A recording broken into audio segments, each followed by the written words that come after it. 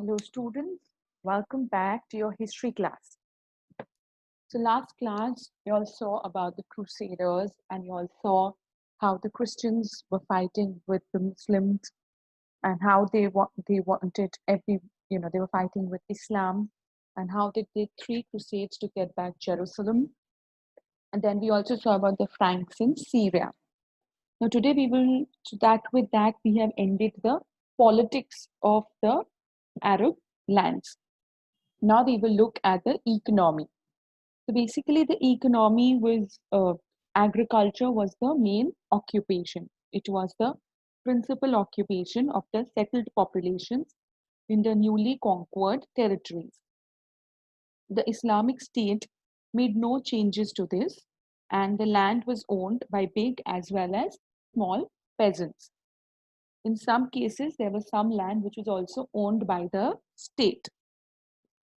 So state also owned a few parts of the land, and also there were some farmers who had large plots of land and some farmers who had small plots of land. In Iran and Iraq, land existed in large units which was cultivated by peasants. The estate owners, they collected the taxes on behalf of the state. This practice happened during the Sasanian as well as during the Islamic period. In areas that had moved from pastoral to settled agricultural system, land was the common property of the village. There were some areas where first it was the land was only used for pastoral regions and so there was no particular owner. But now cultivation had started, and so that land became the common property of a village. Big estates that were abandoned by the owners because of the conquest, because of the fights. So whenever a fight took place and a big estate was abandoned, this estate was acquired by the state and then it was given over mainly to the elite families, Muslim elites of the empire, particularly members of the Caliph family. So whenever there were these crusades or there were these fights or invasions and a large plot of land was left abandoned, it was later on handed over to the caliphs, family members or relatives and friends, basically the elite class. The state had overall control of agricultural lands, deriving the bulk of its income from the land revenue once the conquests were over. So the state had the main control over the agriculture and they took a lot of taxes, and that was the main revenue of the empire. The land conquered by the Arabs that remained in the hand of the owners. So although Arabs had conquered the land, but the owners had to pay tax on it, which was called kharaj. There were two types of taxes, kharaj and usar. Okay, so the land that was conquered by the Arabs, but it remained in the hands of the owners, they were subjected to kharaj, which is a tax. And the amount was from 1/5 to 50% of the produce, depending on the condition of cultivation. Depending on the cultivation of that land, kharaj was from 1/5 to 50% of the produce, whatever was more. Okay, on the land that was owned by the Muslim, the tax levied was 1/10 of the produce. This was called as usar. Now, because non-Muslims had to pay more tax, the non-Muslims started to convert into Islam so that they had to pay lower taxes. Now, if they converted to Islam and they paid lower taxes, the the income of the state would suffer. This reduced the income of the state. To address this shortfall, the caliph started to discourage the conversion. But then they later realized that stopping the conversion is not the correct method because there are many people who were converting even for other purposes, not only to pay less taxes. So later on, they adopted a uniform policy of taxing. Okay, and so from the 10th century onwards, the state authorized its officials to claim their salaries. So from 10th century onwards, they started to apply ikta, which was depending on the salaries that they got from the agricultural revenue and territories. So later on, they started, this new system was put, taxation, which is called ikta.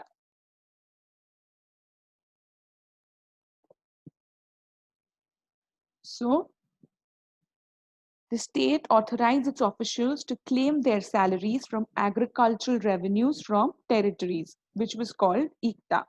Now, agricultural prosperity went hand in hand with political stability. In many areas, especially in the Nile Valley, the state supported irrigation system, the construction of dams and canals, as well as digging of wells. All of these were very crucial for a very good harvest. So, Islamic law gave tax concession to people who bought land under cultivation. Through peasant initiatives and state support, cultivable land expanded and then productivity increased, even in the absence of major technological changes. And so there were many new crops like cotton, orange, bananas, watermelon, spinach, which and brinjals which were being grown, and these were also being exported to Europe.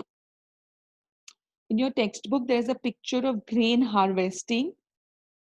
The laborer's lunch is being bought on a tray. Arabic version of the Pseudo Gallen's book of antidotes. So you can do this diagram in your notebook. Draw it. So these were all the crops that they started to grow, new crops that they started to grow, even when there was no major technological change. The only thing they did was they supported irrigation system, they constructed dams and canals, and the digging of wells, often equipped with water wheels.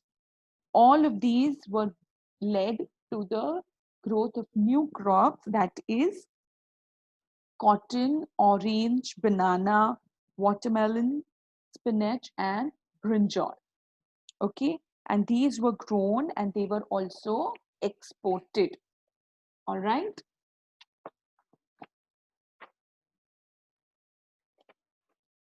Islamic civilization flourished as the number of cities grew phenomenally. Many new cities were founded, mainly to settle Arab soldiers. So, new cities were founded especially for the Arab soldiers, and these were called garrison cities. And these Arab soldiers were called Jund. So, many new cities were founded mainly to settle the Arab soldiers, the Jund, who formed the backbone of the local administration. Among this class of garrison cities, called Misr, the Arabic name for Egypt, were Kufa and Basra in Iraq, Fustat and Cairo in Egypt. These were all garrison cities, okay? These were all the cities that were formed to settle the Arab soldiers. Within half a century of its establishment as the capital of Abbasid Caliphate, the population of Baghdad had reached around 1 million. Along with these cities, there were older towns such as Damascus, Isfahan, and Samarkand. These were received as a new lease of life.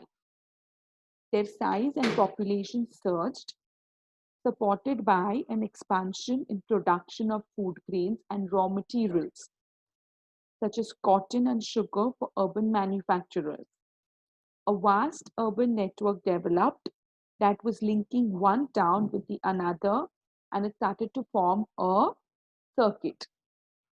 So Basically, new towns started to emerge, and with these new towns, there were old towns also like Damascus, Isfahan, and Samarkand, and they also started to get a new lease of life.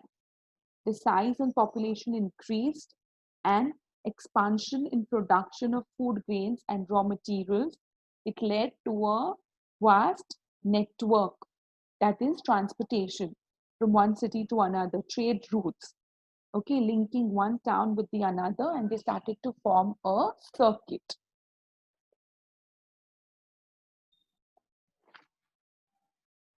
Now, at the heart of the city, there were two building complexes that was radiating cultural and economic power. There were two important buildings: the Congregational Mosque, that is Masjid al Jami, which was big enough to be seen from a distance. And then there was the central marketplace, which was called the souk. So in this souk, there were shops in a row and merchants' lodgings, that is fonduk, and the office of the money changer. So everything you would get at this central marketplace, which was called a souk. The cities were homes to administrators, ayan, or eyes of the state. The scholars and merchants, that is tujar, who lived close to the center. Ordinary citizens and soldiers had their living quarters in the outer circle. So now look at this. The cities were homes to the administrators, scholars, and merchants. They lived close to the center. So if you look at a city, the administrators, that is ayans, scholars, and merchants, that is tujar, they lived in the close to the center of the city.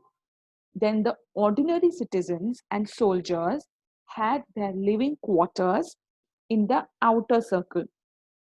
Each were fitted with its own mosque, church, or a synagogue, that is a Jewish temple, subsidiary market and public bath, that is hammam, and an important meeting place. So even the center had it, and even the outer circle had it. So in the outer circle, who used to live? Ordinary citizens and soldiers. And in the center, administrators, scholars, and merchants. Now, at the outskirts of the city were the houses of the urban poor. Over here, there was a market for green vegetables and fruits brought from the countryside. There was a caravan station and unclean shops, such as those dealing in tanning or butchering. Okay, so this was at the outskirts. At the outskirts, there were some poor people who used to live, and over here, there was a market of green vegetables. Okay, there was a caravan station, and there were unclean shops. Unclean shops are the ones that deal with butchering or tanning. Now, beyond the city walls, there were inns for people to rest when the city gates were shut, and there was cemetery. So I want you to make a diagram of this in your notebooks with your imagination. How there's a city in which there are homes of administrators, scholars, and merchants in the center. Then there are ordinary citizens, soldiers who live in the outer circle. And then on the outskirts, there are houses of the urban poor, a green vegetable market, vegetable and fruit market, and then there are unclean shops. And beyond the city walls, there are inns for people to rest, where the city gates are shut, when the city gates are shut, and there are also cemeteries. All these were outside the walls of the cities. These were the variations on the typology depending on the nature of landscape, political traditions, and historical events. Now, political unification and urban demand for foodstuff and luxuries.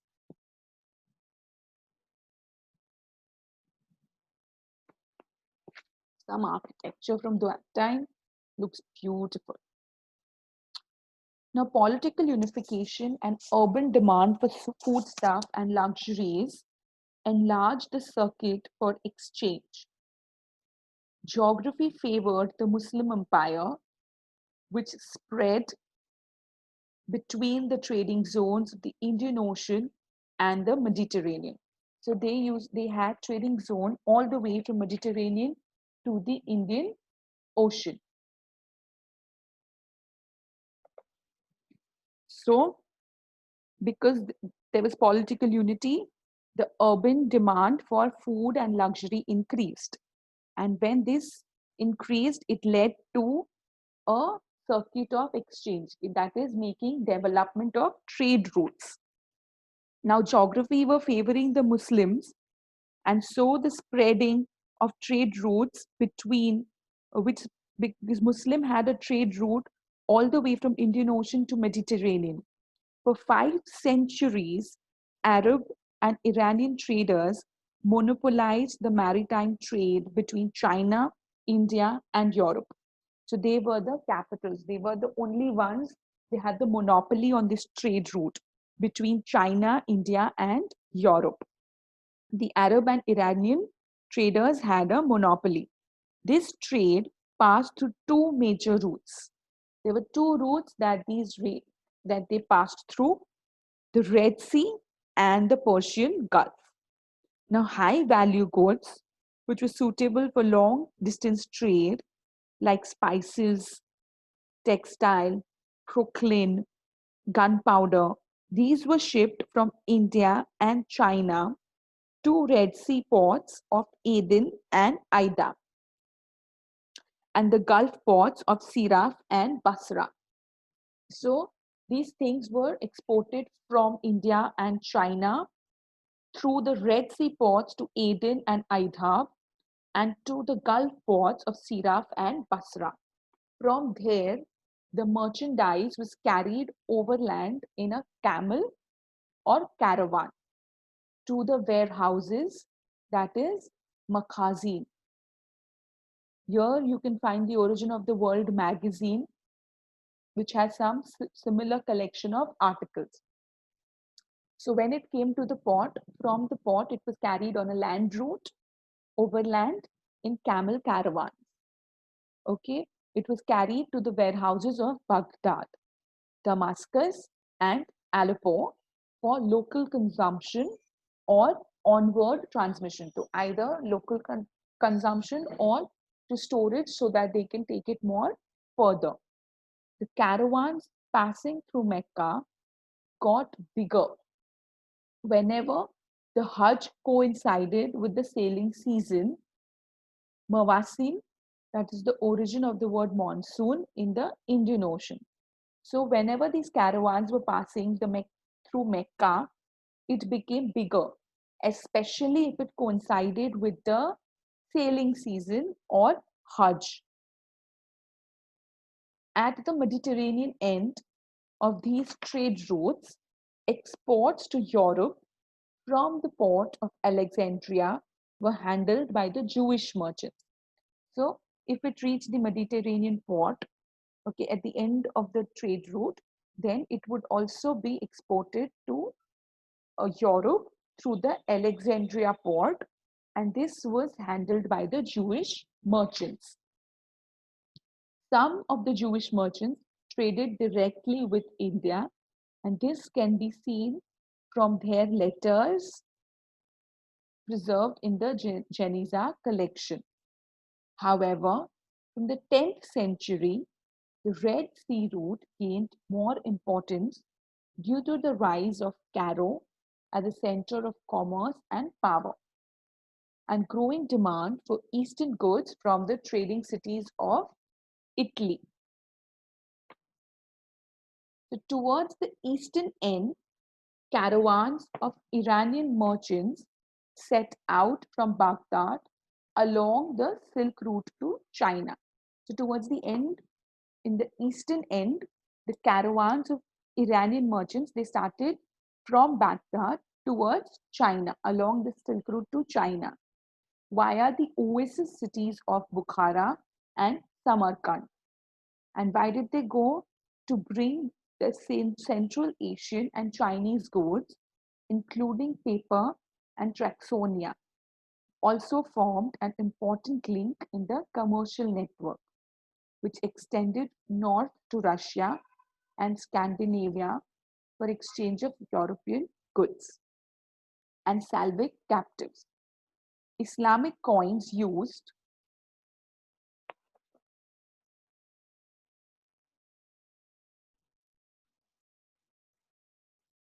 so when they went on these things and they started trading, of course, money exchange was happening. So, how was that happening? Islamic coins used for the payment of these goods were found in hoards discovered along the Volga River and in the Baltic region. Male and female Turkish slaves, they were also purchased in these markets for the courts of caliphs and sultans. The fiscal system, that is the income and expenditure of the state, and market exchange increased the importance of money in the central Islamic land. Coins of gold, silver, and copper were minted and circulated, often in bags sealed by the money changers, to pay for goods and services. Gold came from Africa, Sudan. Silver came from Central Asia, that is Zafarshan, and precious metals and coins came from Europe, which helped to pay, which were used to pay in these trades with the East. Rising demand for money forced people to release their accumulated reserves and idle wealth into circulation. Because the demand for money increased, that means all the money that was kept reserved, or it was kept, just in the cupboard and was not being circulated, that came into circulation. Credit combined with currencies to credit combined with currencies to oil the wheels of commerce. So credit and currency both helped to move the wheel of commerce. The greatest contribution of the Muslim world to medieval economic life was the development of superior methods of payment and business organization. Letters of credit, that is SAK, and bills of exchange, that is Suftaja, were used by merchants and bankers to transfer money from one place to another. The widespread use of commercial papers freed merchants from the need to carry cash everywhere and also made their journeys more safe. The caliph used to use the sak to pay the salaries or reward poets and minstrels. It was customary for the merchants to set up family business or employ slaves to run their affairs. Formal business arrangements were also common in which sleeping partners entrusted capital to traveling merchants and shared profit and losses in an agreed proportion. So these were various ways in which uh, business was carried out. Islam did not stop people from making money so long as certain prohibitions were respected. For instance, interest bearing transactions were unlawful, although people circumvented usury in ingenious ways, such as borrowing money in one type of coin and paying with another type, while disguising the interest as a common commission on currency exchange. Many tales from Thousand and One Nights, Alif Lela, gives us a picture of medieval Islamic society, featuring characters such as sailors, slaves, merchants, and money changers. These were the four people who were normally engrossed in trade. So, this is the Islamic coins. You can see they were made of gold, silver, and then copper. Copper is also called as fulus. So, there were society had social divisions, that was Muslims of the ruling class, the newly converted Muslims, then there was non-Muslims, and finally there was slaves. So with this, I end today's class. I've given you all two drawing homeworks. One is to draw the grain harvesting in your textbook, page 91. The second is an imaginary drawing of the city with the placement of everyone, the typology of the city. Okay, with this, I end today's class. Stay home, stay safe, take care, and keep learning.